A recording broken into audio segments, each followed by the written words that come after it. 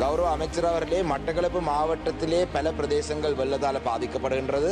அதிலேயும் குறிப்பாக மட்டக்களப்பு மாநகர சபை எல்லைக்குள்ளே இருக்கிற பிரதேசம் வந்து அதிகூடிய அளவு சனத்தொகை கொண்டு, நீங்கள் சொன்னது போல 1,40,000 பேர் இருக்கும் ஒரு பிரதேசம் என்ற அடிப்படையிலே அதிகூடிய அளவு வெள்ளத்தால் பாதிக்கப்பட்ட பிரதேசம்.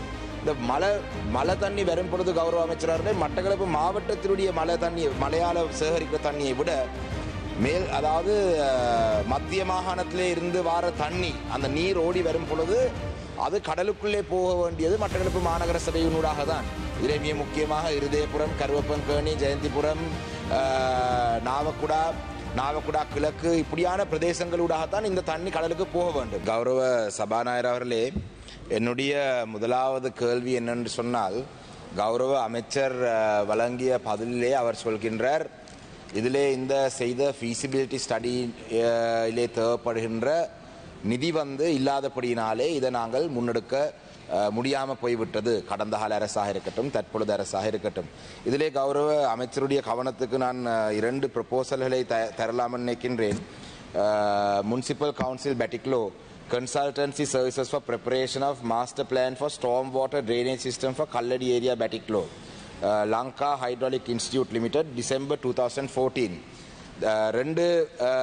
இது அதே போல இருதயபுரம் பிரதேசத்துக்கும் மையப்படுத்தி இன்னொரு ப்ரப்போசல் இருக்கின்றது. அதையும் நான் இன்று உங்களுக்கு இந்த சபைக்கு நான் வழங்குகின்றேன். அந்த ப்ரப்போசல் வந்து preparation of drainage master plan for Iruthayapuram area Batiklo feasibility report done by EML Constructions.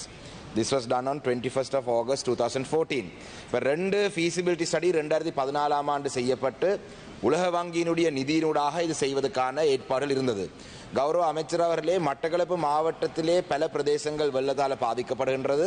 அதிலேயும் குறிப்பாக மட்டக்களப்பு மாநகர சபை எல்லைக்குள்ளே இருக்கிற பிரதேசம் வந்து அதிகூடிய அளவு சனத்தொகை கொண்டு, நீங்கள் சொன்னது போல 1,40,000 பேர் இருக்கும் ஒரு பிரதேசம் என்ற அடிப்படையிலே அதிகூடிய அளவு வெள்ளத்தால் பாதிக்கப்பட்ட பிரதேசம்.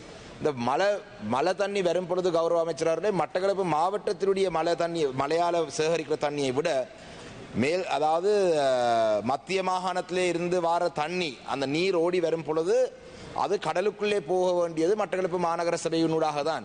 இதிலே மிக முக்கியமாக இருதயபுரம், கருவப்பன்கேணி, ஜெயந்திபுரம், நாவக்குடா கிழக்கு இப்படியான பிரதேசங்களூடாகத்தான் இந்த தண்ணி கடலுக்கு போக வேண்டும். கௌரவ அமைச்சர் அவர்களே, தற்பொழுது மட்டக்களப்பு மாநகர சபையை வைத்து நாங்கள் இந்த ப்ரொபோசல் ஒன்றை ஏற்கனவே ஃபீசிபிலிட்டி செய்தது இருக்கு. இப்போ நீங்கள் சொன்ன நீங்கள் தயார்படுத்திய ஃபீசிபிலிட்டிக்கு நிதி போதாத காரணத்தினால் இது செய்ய முடியாமல் போனதுண்டு. தற்பொழுது இந்த மாநகர சபையின் ஊடாக இப்போ நீங்கள் இந்த 2024ஆம் ஆண்டு 25ஆம் ஆண்டு 9ஆம் மாதம் 10ஆம் மாதம் பெய்கிற மழைக்கு மீண்டும் ගරු මන්ත්‍රීතුමා ප්‍රශ්නේ කෙටියෙන් අහන්න විනාඩි ஓகே முழு மாநகர சபையும் தாண்டு போகக்கூடிய ஒரு சூழல் இருக்கின்றது. அந்த வகையிலே இந்த வருடத்திலே அர்பன் டெவலப்மெண்ட் அத்தாரிட்டிக்கு எதுவும் வழிகள் இருக்கின்றதா?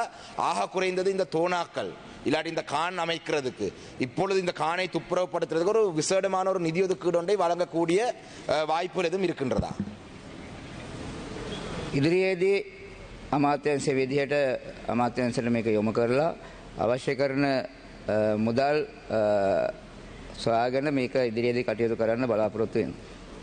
கௌரவ சபாநாயகர் அவர்களே, ஒரு அமைச்சினுடைய இருக்கிற நிதியை வைத்து செய்ய முடியுமான்றது தான் என்னுடைய கேள்வியாக இருந்தது. எதிர்காலத்திலே நிதியை திரட்டி செய்யலாம் என்று சொல்றது ஆக குறைந்தது எங்களுடைய அபிவிருத்தி குழு தலைவரும் அங்க இருக்கின்றார். ஆக குறைந்தது இந்த வருடத்திலே மாநகர சபை இருக்கின்றது, நாங்கள் உங்களுக்கு ஒரு நிதி ஒதுக்கீடை தருகிறோம் என்றாவது நீங்கள் சொல்ல வேண்டும். ஏனென்றால் இல்லாவிட்டால் நாங்கள் இந்த வருடத்திலே இந்த கேள்விகளை கேட்டு இதுக்கு பதிலை நாங்கள் எதிர்காலத்திலே பார்ப்போம் என்று சொன்னால் எங்களுக்கு போதாது. 2வது கேள்வி என்னென்றா கௌரவ அமைச்சர் அவர்களே, மட்டக்களப்பு மாவட்டத்திலே இருக்கும் பிரதானமான பிரச்சனை என்னென்று சொன்னால் வீதி அபிவிருத்தியில் நடந்திருக்கின்றது வடிகான் அமைக்காமல். வடிகான் அமைக்கிறது தொடர்பாகவும் மாநகர சபைக்குள்ளே அந்த வளங்கள் சகலதும் இருக்கின்றது. எங்களுடைய மட்டக்களப்பு மாநகர சபையிலே ஒரு ஊழலற்ற ஒரு சிறந்த ஒரு முதல்வர் சிவம்பாக்கிநாதன், தினேஷ்குமார் பிரதி முதல்வர், இவர்களுடைய தலைமையிலே இந்த வடிகான் அமைக்கிறதுக்காவது ஏதாவது நிதி ஒதுக்கீடு உங்களோட அர்பன் டெவலப்மெண்ட் அத்தாரிட்டியால் என்றால் என்ன தெரியும். இப்போ இந்த ஃப்ளட் மிட்டிகேஷன் ப்ரோக்ராமுக்கு நீங்கள் சொல்றீங்க 63,000 மில்லியன் வேணும் என்று. சரி, ஆக குறைந்தது இந்த வருடத்துக்கு ஒரு 63 மில்லியனாவது ஒரு சில வடிகான்களை அமைக்கிறதுக்கு எங்களுடைய மாவட்ட அபிவிருத்தி குழு தலைவரினூடாக உங்களுடைய அமைச்சினூடாக ஒதுக்கலாமா? මේ අවුරුද්දේ අයවැය වෙන් කරපු මුදල් මේ විශේෂයට නැහැ. ඒ නිසා මේ අවුරුද්දේ කරන්න බෑ. නමුත් ලබන අවුරුද්දේ අයවැයදී මේ පිළිබඳව සලකා බලන්න පුළුවන් ගරුවන්තුනි.